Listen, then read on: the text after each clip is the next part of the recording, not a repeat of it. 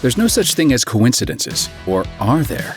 Many events throughout recorded history have odd ways of coming together, dropping weird prophetic hints at things to come, or bringing a sequence of events full circle. Here are just a few of the freaky coincidences that are stranger than fiction.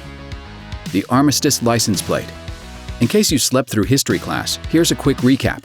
One of the major events that kicked off World War I was the assassination of Archduke Franz Ferdinand. It's an event that's become so mythic that it spawned a number of weird legends, like the idea that in 1913, he hunted down a white stag and was targeted by a mortal curse as a result.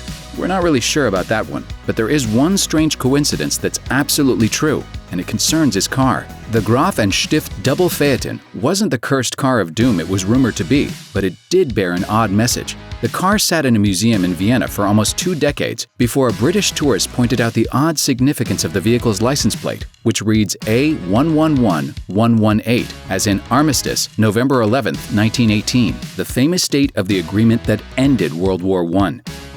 Predicting Pearl Harbor.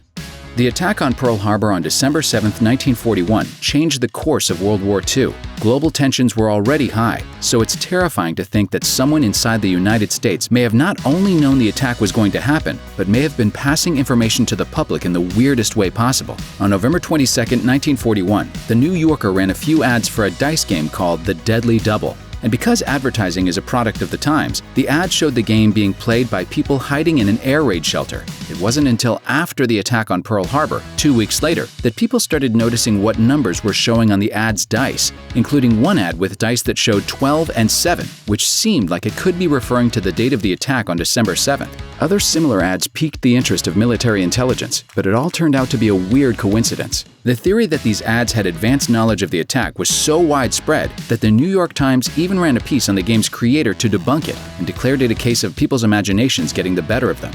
Founding Fathers versus the 4th of July.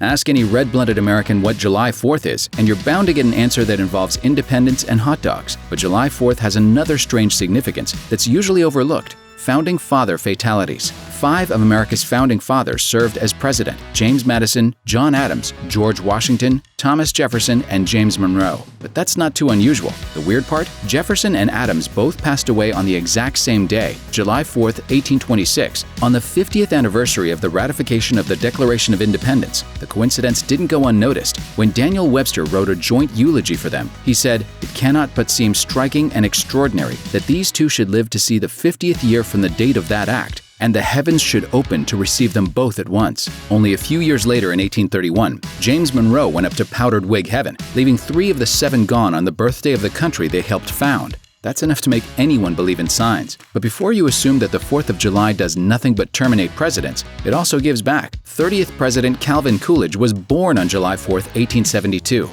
9/11's pop prophecies. There are plenty of ridiculous conspiracy theories suggesting the U.S. government knew what was going to happen on September 11, 2001, but some pop culture coincidences are enough to make you wonder if something out there in the universe was trying to tip us off. One such coincidence is hidden in a video game called Deus Ex, released in 2000. The story takes you to New York City, where 2 buildings are conspicuously missing: the Twin Towers. While they were left out of the game for programming reasons, what's especially chilling is that the game's lore acknowledges their absence, saying the buildings were destroyed by terrorists. If that's not weird enough, there's also the band Dream Theater, who released their album Live Scenes from New York on September 11, 2001. The cover featured an apple, the Statue of Liberty, and the Twin Towers, all on fire. When Noise Creep spoke to Dream Theater's Mike Portnoy, he called it one of the strangest coincidences of my career.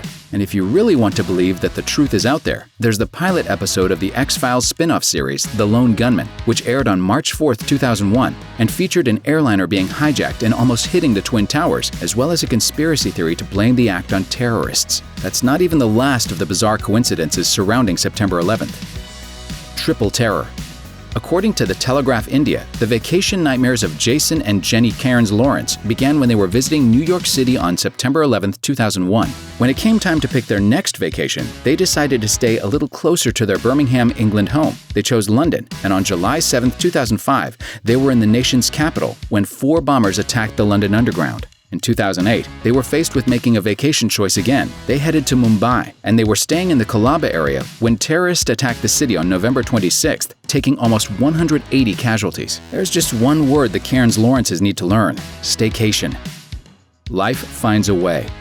Life is one of the most iconic magazines of the 20th century, and its pages have featured countless defining moments, starting with its very first issue on November 23, 1936. On the inside, the very first photo is of a baby being cradled in a doctor's hands. That baby was George Story, and the caption reads, "Life begins."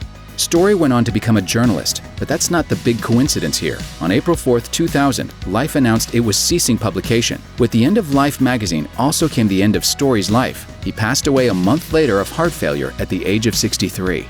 Thanks for watching. Click the grunge icon to subscribe to our YouTube channel. Plus check out all this cool stuff we know you'll love too.